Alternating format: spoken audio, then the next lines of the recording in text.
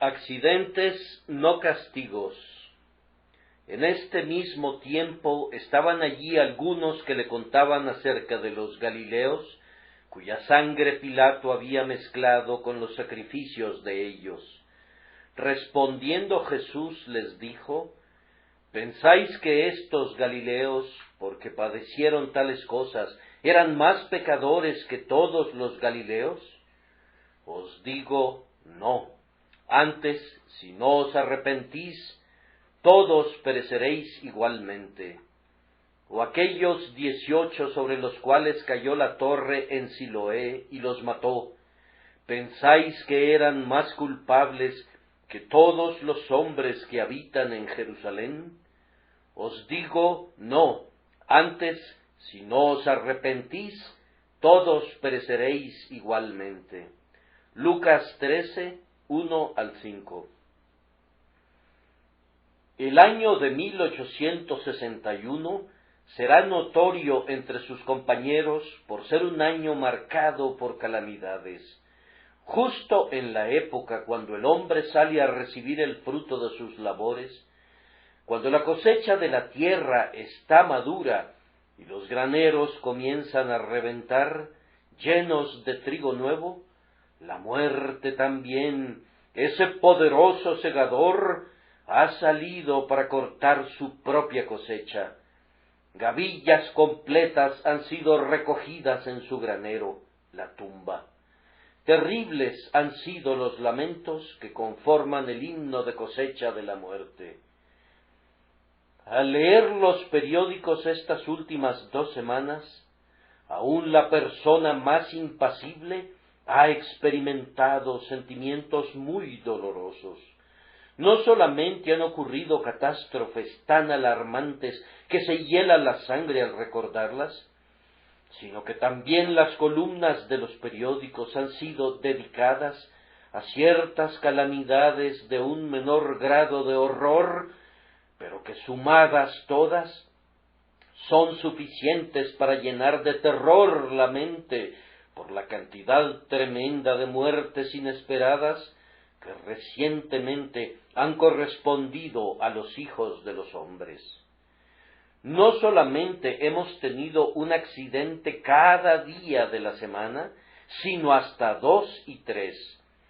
No hemos sido simplemente aturdidos por el ruido alarmante de un terrífico estallido, sino por otro y otro y otro que han seguido sus pisadas, como los amigos de Job, hasta que hemos tenido necesidad de la paciencia y de la resignación de Job para escuchar la terrible narración de esas calamidades. Ahora, hombres y hermanos, cosas como estas han ocurrido siempre en todas las épocas del mundo. No piensen que esto es algo nuevo. No consideren, como hacen algunos, que esto es el producto de una civilización excesiva o el resultado de ese descubrimiento moderno tan maravilloso como es el vapor. Si nunca se hubiera conocido la máquina de vapor y si nunca se hubiera construido un ferrocarril, de todas maneras habrían habido muertes inesperadas y accidentes terribles. Al revisar los viejos archivos en los que nuestros antepasados han registrado los accidentes y las calamidades, encontramos que la antigua diligencia ofreció a la muerte un botín tan gravoso como lo hace el tren que rueda velozmente.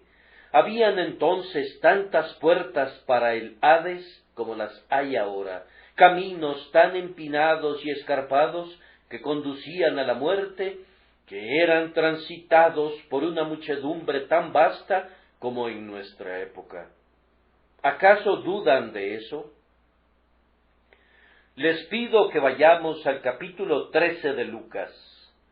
Recuerden a esos 18 sobre los cuales cayó la torre en Siloé. ¿Qué tal si ninguna colisión los hubiera aplastado? ¿Qué tal si no hubieran sido destruidos por el ingobernable caballo de hierro que los arrastró al agua desde un terraplén? Sin embargo, alguna torre mal construida o alguna pared golpeada por la tempestad pudiera haber caído sobre 18 a la vez y habrían perecido. O peor que eso, un gobernante despótico, llevando las vidas de los hombres colgadas de su cinturón como si fueran las llaves de su palacio, pudiera haber caído súbitamente sobre los que estaban adorando en el propio templo, y pudiera haber mezclado su sangre con la sangre de los becerros que en ese momento estaban siendo sacrificados al Dios del cielo. No piensen, entonces, que esta es una época en la que Dios está tratando más duramente con nosotros que antes. No piensen que la providencia de Dios se ha vuelto más dura que antes.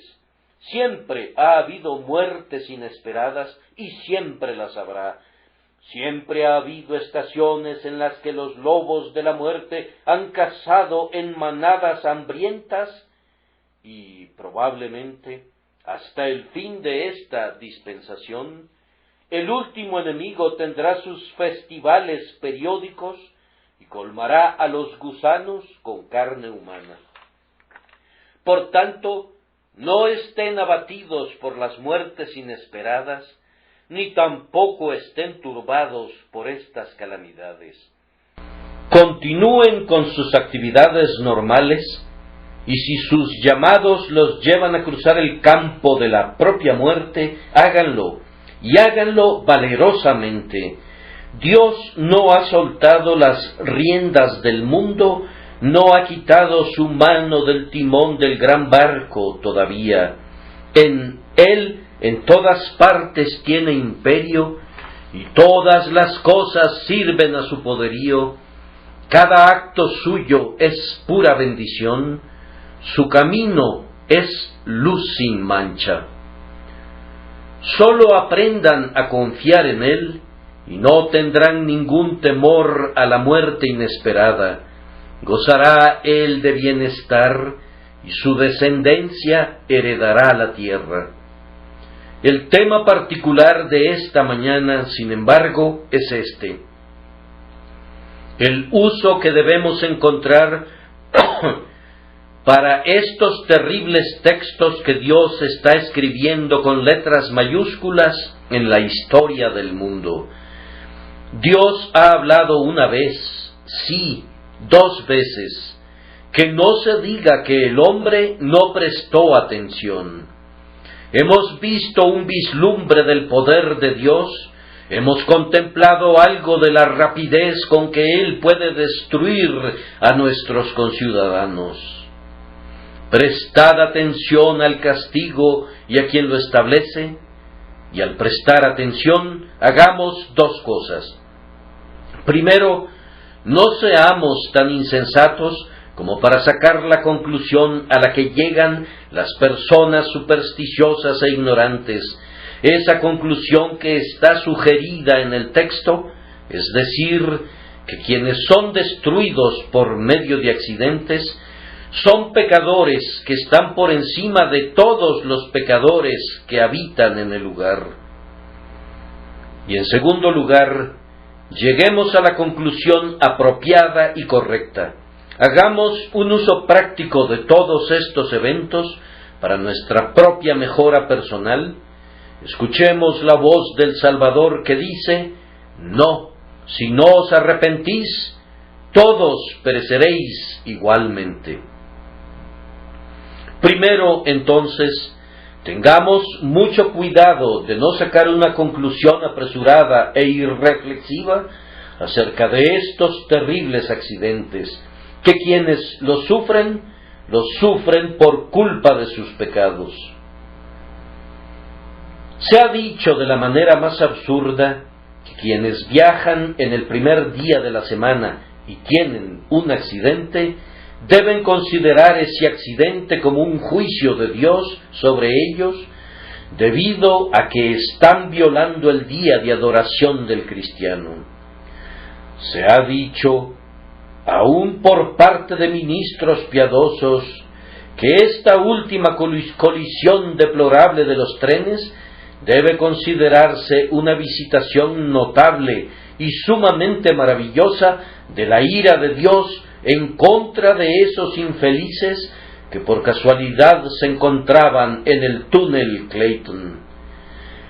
Pero yo presento mi protesta más enérgica contra una conclusión así, no solamente en nombre mío, sino en el nombre de aquel que es el Señor del cristiano y el Maestro del cristiano. Yo pregunto acerca de esas personas que fueron aplastadas en ese túnel. ¿Piensan ustedes que ellos eran mayores pecadores que todos los pecadores? No, antes, si no os arrepentís, todos pereceréis igualmente. O los que murieron el lunes pasado, ¿piensan ustedes que ellos eran mayores pecadores que todos los pecadores que estaban en Londres? No, antes, si no os arrepentís, todos pereceréis igualmente. Ahora, fíjense bien, yo no negaría que han existido ocasiones en que ha habido juicios de Dios sobre personas particulares debido a su pecado. Algunas veces, y yo pienso que muy raramente, tales cosas han ocurrido. Algunos de nosotros hemos oído en nuestra propia experiencia que ciertos hombres han blasfemado a Dios y lo han desafiado a que los destruya y han muerto repentinamente, y en tales casos el castigo ha seguido tan rápidamente a la blasfemia que era imposible no ver la mano de Dios en ello. El hombre había pedido perversamente el juicio de Dios y su oración fue escuchada y vino el juicio. Y más allá de toda duda, existen lo que se puede describir como los juicios naturales. Ustedes ven a un hombre vistiendo harapos, pobre, sin hogar. Ha sido un libertino, ha sido un borracho, ha perdido su carácter, y no es sino el justo juicio de Dios sobre ese hombre que se esté muriendo de hambre y que sea un proscrito entre los hombres. Ustedes pueden ver en los hospitales a repugnantes ejemplares de hombres y mujeres que están terriblemente enfermos. Dios no quiera que en casos tales nosotros neguemos que hay un juicio de Dios sobre esas concupiscencias impías y licenciosas. Y lo mismo puede decirse en muchos casos donde hay un vínculo tan claro entre el pecado y el castigo, que hasta los hombres más ciegos pueden discernir que Dios ha convertido a la miseria en la hija del pecado. Pero en casos de accidente, tal como ese al que me refiero, y en casos de muerte repentina e instantánea, repito, yo presento mi más sincera protesta contra la idea insensata y ridícula que quienes perecen así son mayores pecadores que todos los pecadores que sobreviven sin sufrir ningún daño. Simplemente permítanme razonar este asunto con el pueblo cristiano, pues hay algunos cristianos sin mayor iluminación que se sentirán horrorizados por lo que he dicho, y quienes tienden a ser perversos pueden soñar inclusive que yo estoy haciendo una apología para el quebrantamiento del día de oración. Pero yo no hago tal cosa. Yo no disminuyo la gravedad del pecado. Yo solo testifico y declaro que los accidentes no deben ser vistos como castigos por el pecado, pues el castigo no pertenece a este mundo, sino al mundo venidero. A todos aquellos que se apresuran a considerar cada calamidad como un juicio, yo les quiero hablar con la esperanza sincera de corregirlos. Entonces, permítanme comenzar preguntando, amados hermanos míos, ¿Acaso no ven que lo que dicen no es cierto? Y esa es la mejor de las razones del por qué no deben decirlo. ¿Acaso su propia experiencia y observación no les enseña que un evento le ocurre tanto al justo como al malvado? Es cierto que el hombre malvado a veces cae muerto en la calle, pero ¿acaso el ministro no ha caído también muerto en el púlpito?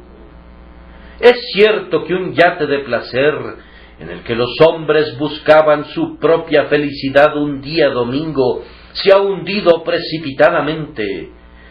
Pero ¿acaso no es igualmente cierto que un barco que llevaba únicamente hombres piadosos, cuyo destino era una gira para predicar el Evangelio, se ha hundido también? La providencia visible de Dios no tiene respeto a las personas, y una tormenta se puede abatir sobre el barco misionero John Williams de la misma manera que se puede abatir sobre otro yate lleno de pecadores desenfrenados. ¿Qué? ¿Acaso no perciben que la providencia de Dios ha sido, de hecho, en sus tratos externos, más dura con los buenos que con los malos? Pues, ¿no dijo Pablo, al contemplar las miserias de los justos en su día: si en esta vida solamente esperamos en Cristo, somos los más dignos de conmiseración de todos los hombres? El camino de justicia a menudo ha conducido a los hombres al potro de tormento, a prisión, al patíbulo y a la hoguera, mientras que el camino del pecado a menudo los ha llevado al imperio, al dominio y a la alta estima de sus compañeros. ¿No es cierto que en este mundo Dios castigue a los hombres por su pecado y los premie por sus buenas obras? Pues, ¿acaso no dijo David: vi yo al impío sumamente enaltecido y que se extendía como laurel verde? Y no dejaba esto perplejo al salmista durante un tiempo, hasta que fue al santuario de Dios, y entonces entendió el fin de ellos. Aunque tu fe te asegura que el resultado final de la providencia obrará únicamente el bien para el pueblo de Dios, sin embargo tu vida, aunque sea solamente una breve parte del drama divino de la historia, debe haberte enseñado que la providencia no discrimina externamente entre el justo y el impío, que el justo perece inesperadamente al igual que el impío, que la peste no conoce diferencias entre el pecador y el santo, y que la espada de la guerra es despiadada con los hijos de Dios de la misma manera que lo es con los hijos de Belial. Cuando Dios envía el flagelo, éste mata inesperadamente al inocente de la misma manera que al perverso y al insolente. Ahora, hermanos míos, si la idea de ustedes de una providencia que castiga y que premia no es cierta, ¿por qué hablan como si lo fuera? ¿Y por qué, si no es correcta como regla general, suponen ustedes que sea verdad en esta instancia particular? Sáquense esa idea de la cabeza, pues el Evangelio de Dios nunca requiere que ustedes crean algo que no es cierto. Pero, en segundo lugar, hay otra razón: la idea de que siempre que ocurre un accidente debemos considerarlo como un juicio de Dios, haría que la providencia fuera, en vez de un abismo grande, un charco muy superficial, pues cualquier niño puede entender la providencia de Dios. Si es cierto que cuando hay un accidente de ferrocarril es porque la gente viaja en un día domingo. Yo puedo elegir a cualquier niñito de la clase más elemental de la escuela dominical y me dirá, sí, yo veo eso. Pero entonces, si la providencia es una cosa así, si es una providencia que puede ser entendida, evidentemente no es la idea de providencia de la Escritura, pues en la Escritura se nos enseña siempre que la providencia de Dios es un abismo grande, y aún Ezequiel, que tenía el alma del querubín y podía volar muy alto, cuando vio las ruedas que eran el gran cuadro de la providencia de Dios, sólo podía decir que los aros de las ruedas eran tan altos que eran espantosos y llenos de ojos, de tal forma que se les gritaba rueda. Lo repito para que quede muy claro, si en todos los casos una calamidad fuera el resultado de algún pecado, entonces la providencia sería algo tan simple como que 2 más 2 son 4. Sería una de las primeras lecciones que un niñito podría aprender. Pero la Escritura nos enseña que la providencia es un abismo grande en el que el intelecto humano puede nadar y bucear, pero no puede encontrar ni el fondo ni la orilla. Y si tú o yo pretendemos que podemos encontrar las razones de la providencia y torcer las dispensaciones de Dios con nuestros dedos, solo demostramos nuestra insensatez, pero no estamos evidenciando que hemos comenzado a entender los caminos de Dios. Pues miren, señores, supongan por un momento que se está llevando a cabo una grandiosa representación de una obra teatral y que ustedes se entrometen en la obra y ven a un actor en el escenario por un instante y dicen, sí, yo entiendo la obra. ¡Qué tontos serían! ¿Acaso no saben que las grandes transacciones de la providencia comenzaron hace cerca de 6,000 años? Y ustedes vinieron a este mundo hace 30 o 40 años y han visto a un actor en escena y ustedes dicen que ya entienden la obra. Bah, no la entienden, apenas han comenzado a conocer. Únicamente Él conoce el fin desde el principio. Únicamente Él entiende cuáles son los grandes resultados y cuál es la grandiosa razón por la que el mundo fue hecho y por la que Él permite que ocurra tanto el bien como el mal. No piensen que ustedes conocen los caminos de Dios. Equivale a degradar la providencia y bajar a Dios al nivel de los hombres cuando pretenden que pueden entender estas calamidades y descubrir los designios secretos de la sabiduría. Pero a continuación, ¿no perciben que una idea así alentaría el fariseísmo? Estas personas que murieron aplastadas o calcinadas o destruidas bajo las ruedas de los vagones del ferrocarril eran peores pecadores que nosotros. Muy bien, entonces nosotros debemos ser unas personas excelentes.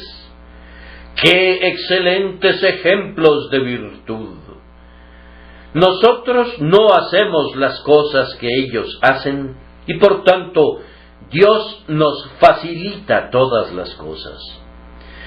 En la medida en que hemos viajado algunos de nosotros cada día de la semana y nunca hemos sido hechos pedazos, sobre esta suposición podemos catalogarnos como favoritos de la deidad.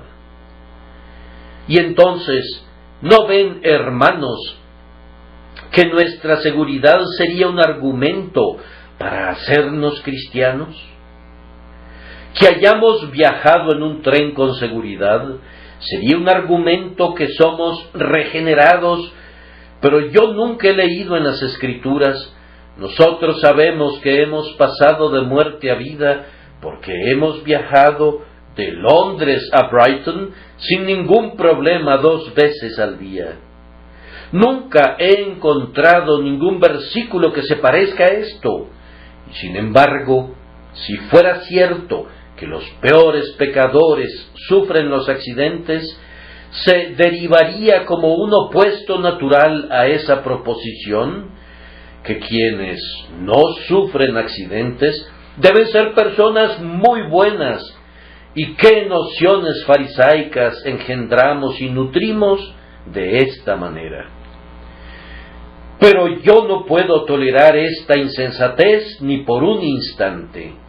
Cuando contemplo por un momento los pobres cuerpos mutilados de quienes han sido sacrificados tan inesperadamente, mis ojos se llenan de lágrimas, pero mi corazón no se vanagloria, ni mis labios acusan. Lejos de mí esa expresión llena de orgullo. Dios, te doy gracias porque no soy como los otros hombres. No, ese no es el espíritu de Cristo, ni el espíritu del cristianismo. Aunque podemos agradecer a Dios porque somos preservados, sin embargo, podemos decir, por la misericordia de Jehová, no hemos sido consumidos, y nosotros debemos atribuirlo a su gracia, y únicamente a su gracia. Pero no podemos creer que había algo mejor en nosotros, porque hemos sido preservados vivos, estando la muerte tan cerca. Es únicamente porque Él ha tenido misericordia y ha sido muy paciente para con nosotros, no queriendo que perezcamos, sino que nos arrepintamos, que nos ha preservado de esta manera para que no descendamos a la tumba, y nos ha mantenido la vida, preservándonos de la muerte.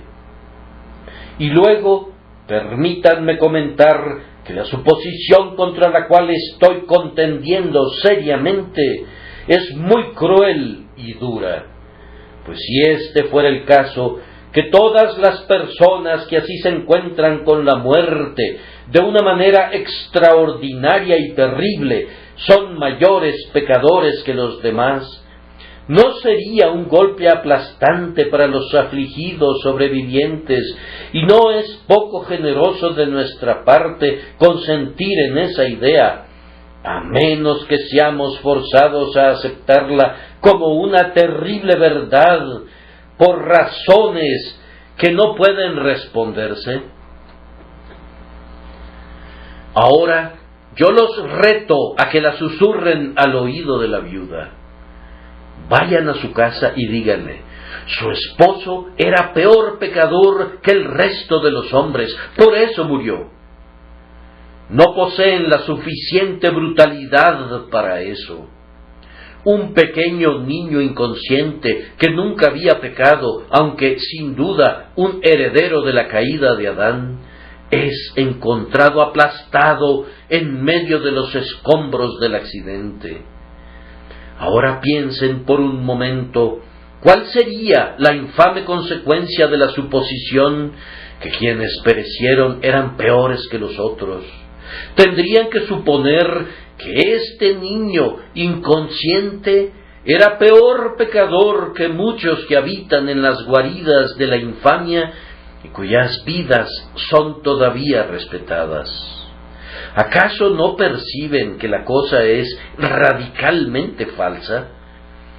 Y tal vez yo podría mostrarles mejor la injusticia de eso, recordándoles que un día podría sucederles a ustedes. Supongamos que les toque encontrarse con una muerte inesperada de ese tipo. ¿Están anuentes a que se les adjudique la condenación sobre esa base? Un incidente así puede ocurrir en la casa de Dios. Permítanme recordar lo que ocurrió una vez que estábamos congregados. Puedo afirmar con un corazón puro que no nos reunimos con ningún otro objetivo sino el de servir a Dios. Y este ministro no tenía ninguna meta al ir a ese lugar, excepto el de congregar a muchos que de otra manera no habrían tenido la oportunidad de escuchar su voz. Y sin embargo, hubo funerales como resultado de un esfuerzo santo, pues todavía declaramos que fue un esfuerzo santo y la bendición de Dios lo ha demostrado. Hubo muertes y muertes entre el pueblo de Dios. Estaba a punto de decir que estoy contento que fue en el pueblo de Dios más que en los otros. Un terror tremendo se apoderó de la congregación y la gente huyó. ¿Y no ven que si los accidentes deben ser considerados como juicios, entonces es una conclusión sana que nosotros estábamos pecando al estar allí? Esa es una insinuación que nuestras conciencias repudian categóricamente. Sin embargo, si esa lógica fuera verdadera, es tan cierta contra nosotros como lo es contra otros, y en la medida que ustedes repelerían con indignación la acusación que algunos fueron heridos o golpeados debido al pecado, estando allí para adorar a Dios, lo que repelen para ustedes, lo repelen para otros, y no quieren ser parte de la acusación que es presentada en contra de quienes han sido destruidos durante las últimas 2 semanas, que perecieron por causa de cualquier gran pecado. Aquí anticipo el clamor de personas prudentes y celosas que tiemblan por el arca de Dios y la quieren tocar con la mano de Usa. Bien, dirá alguno, pero nosotros no debemos hablar así, pues es una superstición muy útil, pues habrán muchas personas que ya no viajarán los domingos debido al accidente, y por lo tanto debemos decirles que quienes perecieron debido a que viajaron en domingo. Hermanos, yo no diría una mentira para salvar un alma, y esto sería decir mentiras, pues no es verdad. Yo haría cualquier cosa para parar el trabajo de los domingos y el pecado, pero no fraguaría una falsedad aún para lograr eso. Esas personas podrían haber fallecido un lunes, al igual que un domingo. Dios no da una inmunidad especial algún día de la semana, y los accidentes pueden ocurrir en cualquier momento, y es solamente un fraude piadoso cuando buscamos jugar así con la superstición de los hombres por la causa de Cristo. El sacerdote de la Iglesia Católica puede consistentemente usar un argumento así, pero un cristiano honesto que cree que la religión de Cristo puede cuidarse a sí misma sin necesidad de decir falsedades, desdeña hacer eso. Estos hombres no perecieron porque viajaron un día domingo. Que sirva de testigo el hecho que otros perecieron un día lunes cuando andaban en misión de misericordia. Yo no sé por qué razón o por qué motivo Dios envió el accidente.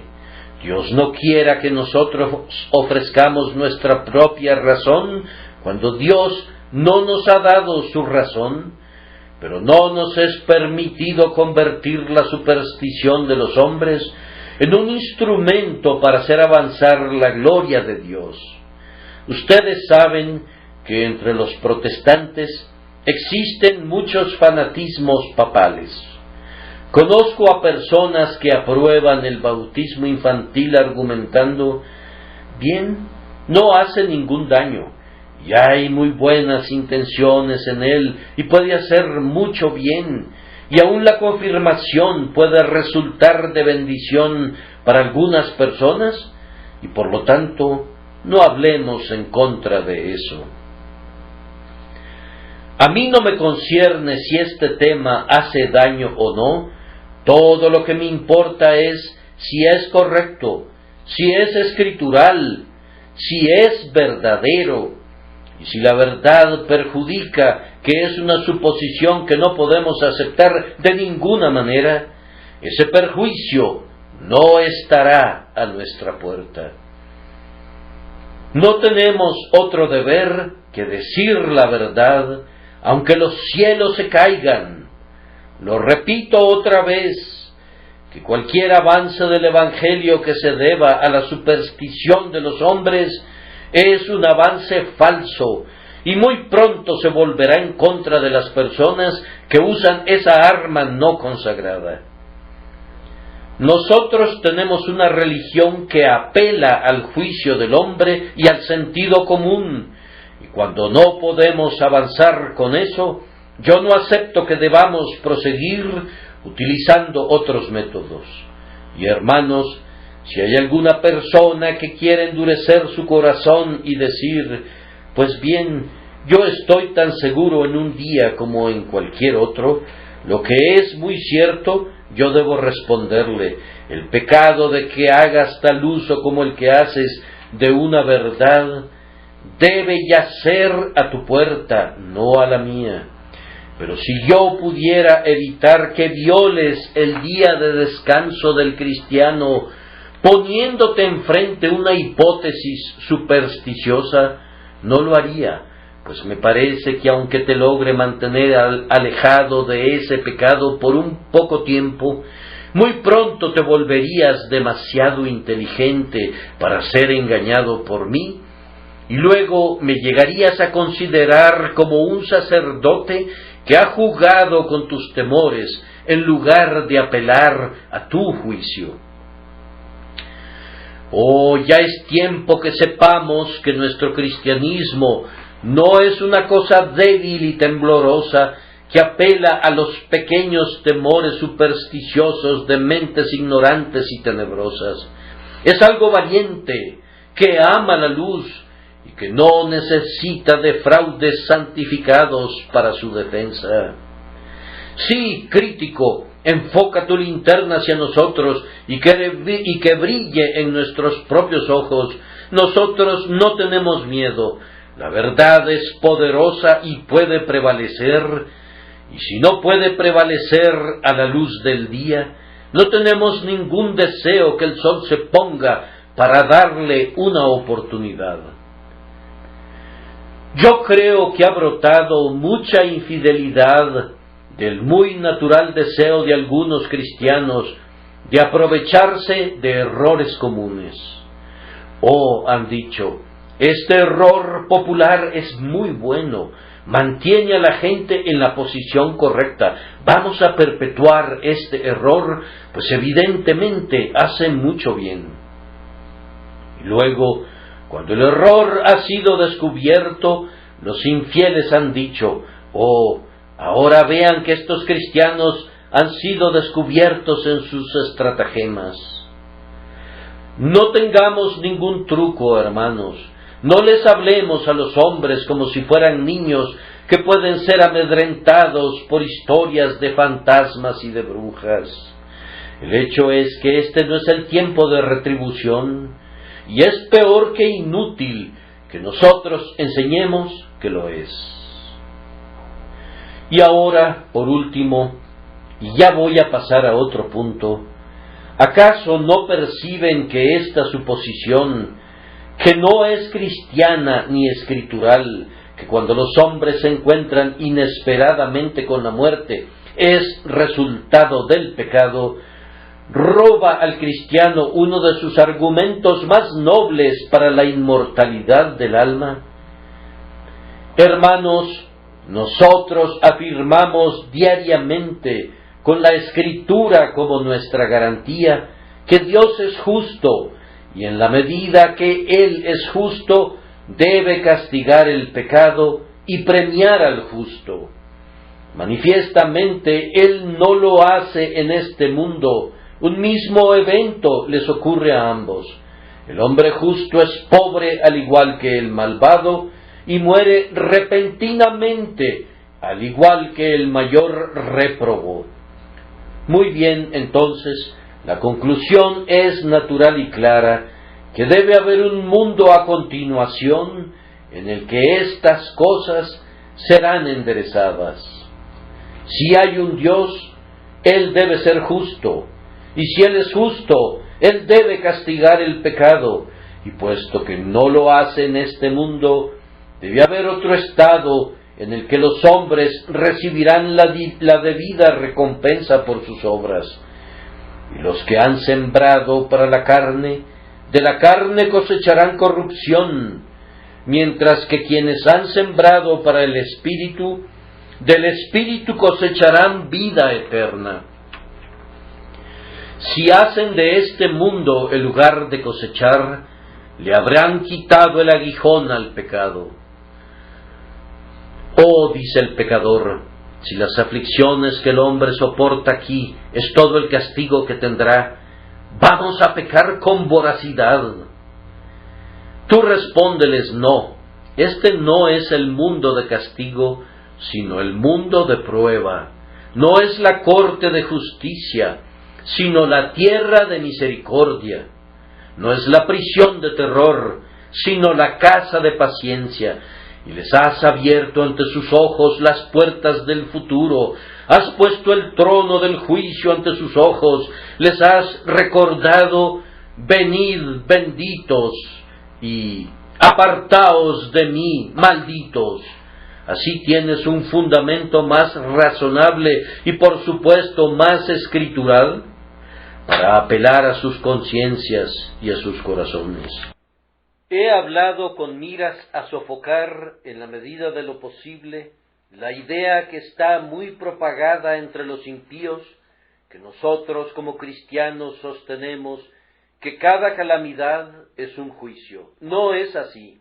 Nosotros no pensamos que aquellos 18 sobre los cuales cayó la torre en Siloé eran más culpables que todos los hombres que habitaban en Jerusalén. Ahora pasamos a nuestro segundo punto. ¿Qué uso entonces debemos hacer de esta voz de Dios que es oída en medio de los gritos agudos y los gemidos de los moribundos? Dos usos. Primero, preguntas. Y segundo, una advertencia. La primera pregunta que debemos hacernos es la siguiente. ¿Por qué no puede sucederme a mí que muy pronto e inesperadamente sea yo cortado? ¿Acaso tengo un contrato de arrendamiento de mi vida? ¿Tengo algún amparo especial que me garantice que no atravesaré inesperadamente los portales de la tumba? ¿He recibido un título de privilegio de longevidad? ¿He sido cubierto con una armadura tal que soy invulnerable a las flechas de la muerte? ¿Por qué no voy a morir? Y la siguiente pregunta que debe sugerir es esta. ¿Acaso no soy un gran pecador como esos que murieron? ¿No hay en mí, sí, en mí, pecados contra el Señor mi Dios? Si en pecados visibles otros me han superado, ¿acaso no son malvados los pensamientos de mi corazón? ¿Acaso la misma ley que los maldice a ellos no me maldice a mí? ¿No he continuado en todas las cosas que están escritas en el libro de la ley para que se cumplan? Es tan imposible que yo sea salvo por mis obras como que ellos lo sean. ¿No estoy yo bajo la ley por naturaleza como ellos lo están, y por lo mismo no estoy yo bajo maldición como ellos lo están? Esa pregunta debe hacerse. En vez de pensar en sus pecados, lo cual me volvería orgulloso, debo pensar en mis propios pecados, lo que me volverá humilde. En lugar de especular en su culpa, que es asunto que no me incumbe, debo volver mis ojos hacia mi interior y considerar mi propia transgresión, por la cual debo responder personalmente ante el Dios Altísimo. Luego la siguiente pregunta es: ¿me he arrepentido de mi pecado? Yo no necesito estar investigando si ellos se han arrepentido o no. ¿Me he arrepentido yo? Puesto que yo estoy expuesto a la misma calamidad, ¿estoy preparado para enfrentarla? ¿He sentido, por medio del poder de convencimiento del Espíritu Santo, la negrura y la depravación de mi corazón? ¿He sido guiado a confesar ante Dios que yo merezco su ira y que su desagrado, si se posa en mí, será mi justo pago? ¿Odio el pecado? ¿He aprendido a aborrecerlo? ¿Me he apartado del pecado por medio del Espíritu Santo como de un veneno mortal y busco ahora honrar a Cristo mi Señor? ¿He sido lavado en su sangre? ¿Reflejo su semejanza? ¿Muestro su carácter? ¿Busco vivir para su alabanza? Pues si no es así, estoy en tan grave peligro como ellos lo estaban, y puedo ser cortado tan repentinamente, y luego, ¿dónde estoy? Yo no voy a preguntar ¿dónde están ellos? Y luego, de nuevo, en vez de estar atisbando en el futuro destino de estos infelices hombres y mujeres, cuánto mejor sería preguntarnos acerca de nuestro destino y de nuestra propia situación. ¿Qué soy yo? Alma mía, despierta y haz un análisis imparcial. ¿Estoy preparado para morir? Si se abrieran ahora las puertas del infierno, ¿entraría yo allí? Si debajo de mí se abrieran ahora las fauces de la muerte, ¿estoy preparado con confianza para atravesarlas, no temiendo el mal, porque Dios está conmigo? Este es el uso correcto que podemos hacer de estos accidentes. Esta es la manera más sabia de aplicar los juicios de Dios a nosotros mismos y a nuestra propia condición. Oh señores, Dios ha hablado a cada hombre de Londres durante estas últimas 2 semanas. Él me ha hablado a mí. Él les ha hablado a ustedes, hombres, mujeres y niños. La voz de Dios ha sonado desde el oscuro túnel, ha hablado desde la puesta del sol y la deslumbrante hoguera alrededor de la cual yacen los cadáveres de hombres y mujeres.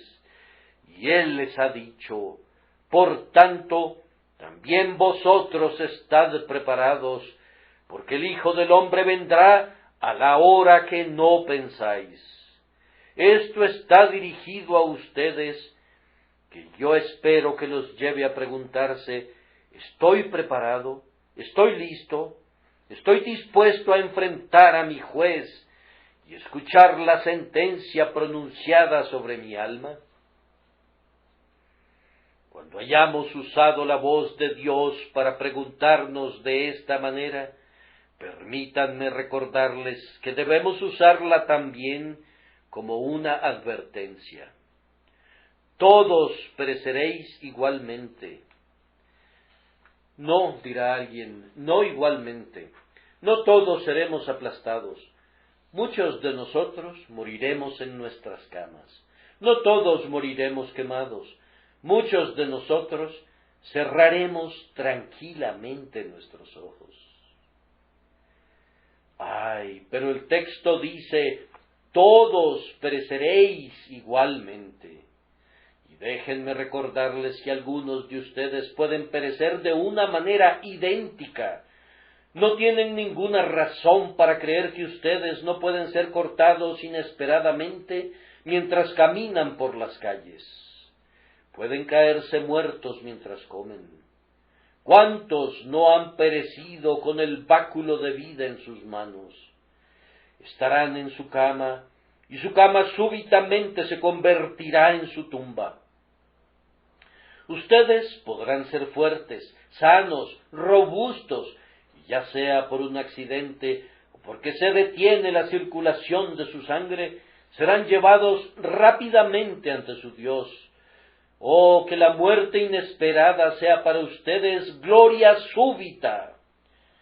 Pero nos puede ocurrir a alguno de nosotros que de la misma manera inesperada en que otros han muerto, moriremos así. Hace solo poco tiempo, en Estados Unidos, un hermano, mientras predicaba la palabra, entregó su cuerpo y su cargo simultáneamente. Ustedes recuerdan la muerte del doctor Beaumont, quien, mientras proclamaba el Evangelio de Cristo, cerró sus ojos al mundo. Y yo recuerdo la muerte de un ministro en este país que acababa de pronunciar este verso: Padre, yo anhelo, yo ansío ver el lugar de tu habitación. Yo quiero dejar tus atrios terrenales y huir hasta tu casa, mi Dios. Entonces le agradó a Dios concederle el deseo de su corazón y apareció ante el rey en su belleza. ¿Acaso no puede una muerte imprevista como esa sucederle a ustedes y a mí? Pero es muy cierto que venga la muerte de la manera que venga, hay unos cuantos aspectos en la que vendrá a nosotros justo de la misma manera como les ha venido a quienes sufrieron esos accidentes. En primer lugar, vendrá con toda seguridad. Ellos no hubieran podido escapar del perseguidor, no importa cuán rápido viajaran. Ellos no hubieran podido escapar de la saeta, no importa qué lugar hubieran ido, escondiéndose de casa en casa, cuando su tiempo les llegó.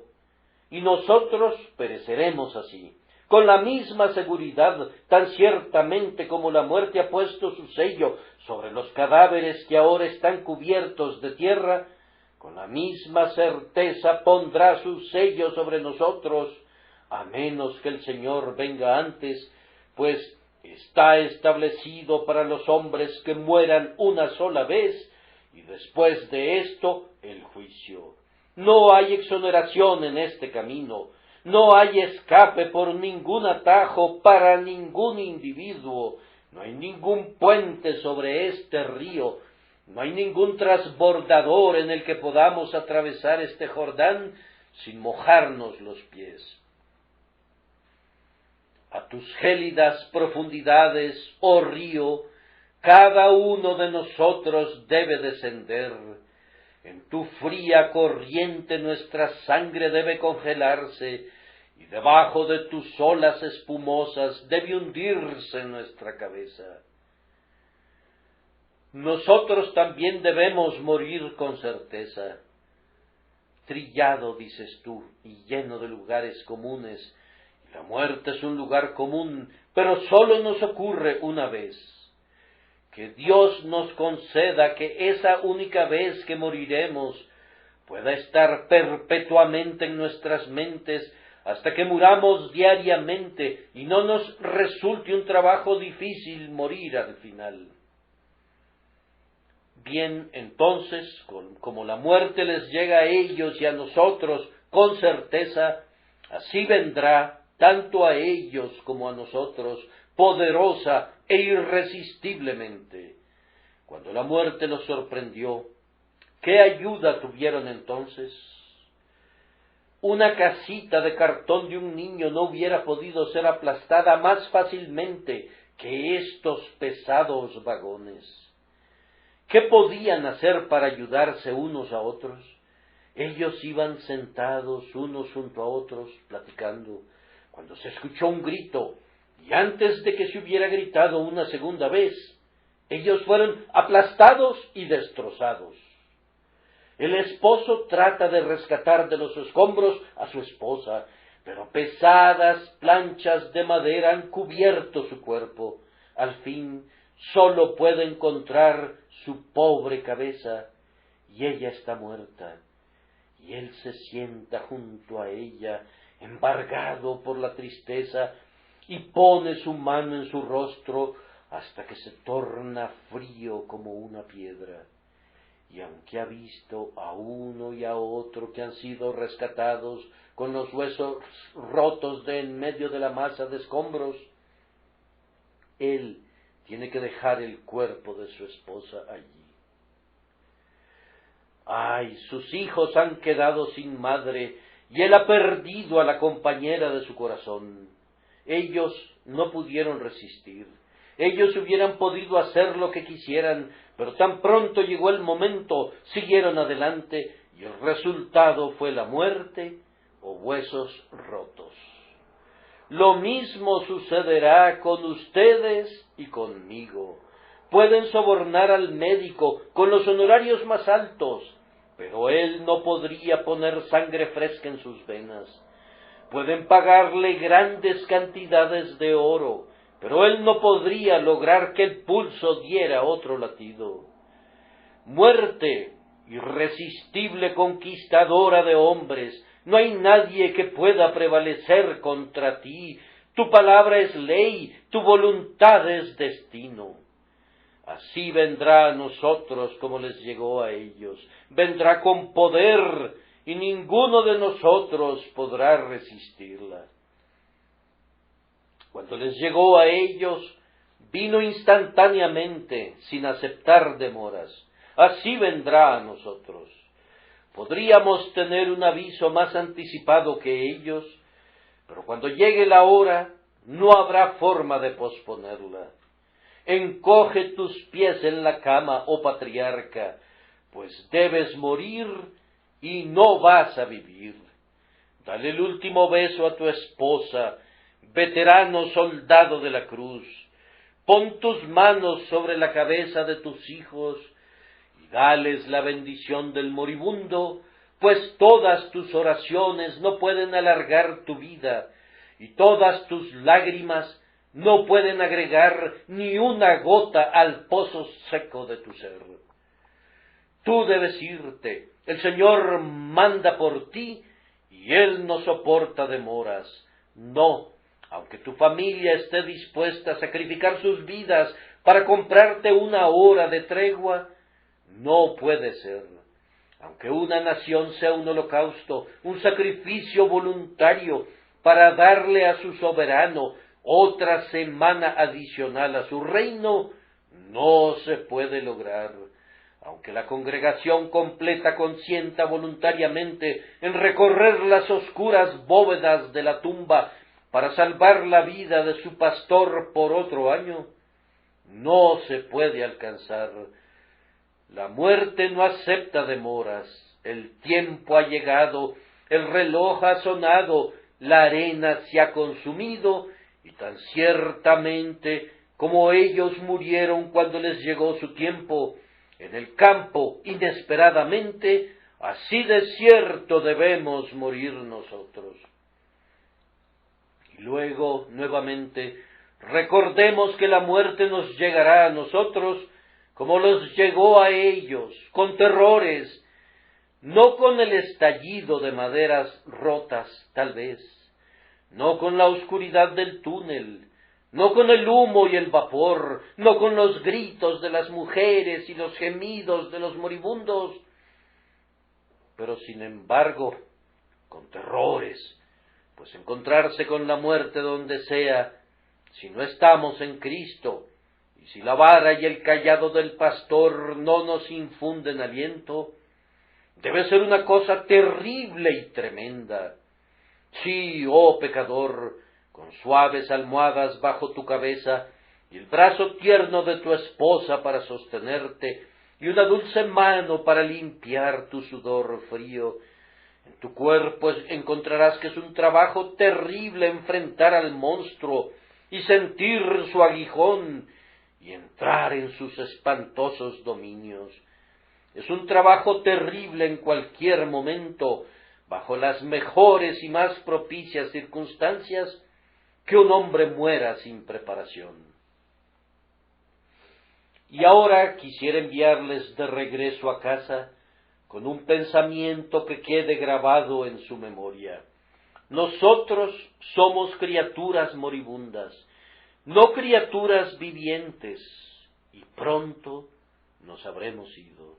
Tal vez, estando yo de pie aquí, hablando rudamente de estas cosas misteriosas, pronto se extenderá esta mano y cerrará mi boca que balbucea con tartamudeante esfuerzo.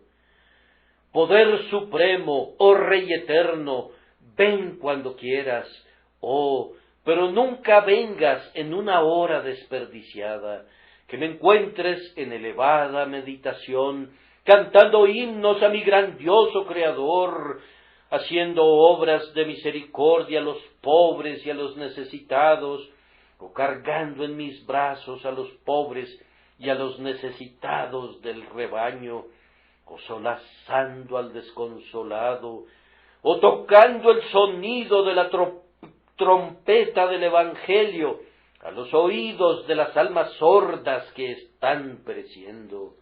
Entonces, ven cuando tú quieras. Si tú estás conmigo en vida, no temeré encontrarte en la muerte. Pero, que mi alma esté lista con su vestido de bodas, con su lámpara preparada y su luz encendida, lista para ver a su Señor y entrar en el gozo de su Dios.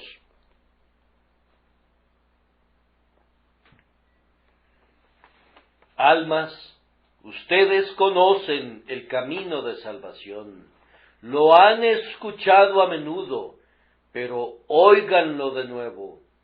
El que cree en el Señor Jesús tiene vida eterna. El que creyere y fuere bautizado será salvo, mas el que no creyere será condenado. Cree en tu corazón y confiesa con tu boca. Que el Espíritu Santo les dé gracia para hacer ambas cosas, y habiéndolo hecho, puedan decir: ven muerte, con una congregación celestial, para llevarse mi alma.